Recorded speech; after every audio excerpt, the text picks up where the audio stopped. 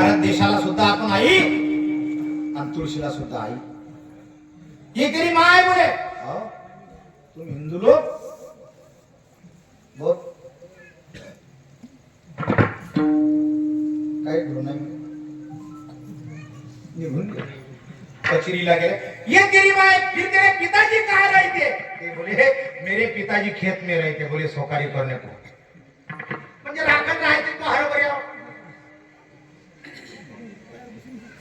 बर दुसऱ्या दिवशी नामदेवाला सांगितलं आपल्याला शेताला चक्कर मारायला जायचे. खाली सकाळी नामदेव महाराजांनी मुद्दाम उशीर केला.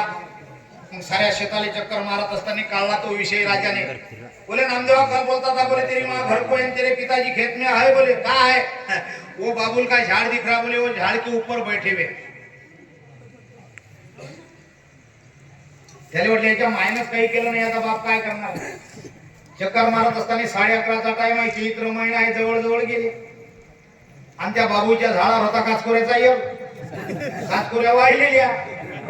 बोले काय? बोले ये जे दिख रहे. बोले ये मेरे पिताजी है. बोले ऊपर बैठे हुए छोटे छोटे मेरे भाई है. बोले असं त्यानं जशी तुळस उपटली तसं त्याला वाटलं काचकोऱ्याचं झाड काय करणार.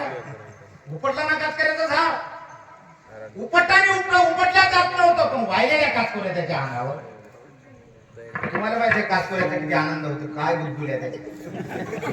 जशा डोक्यात पडल्या, डोक्यातून कवा शर्टात गेल्या त्यालाही माहित नाही.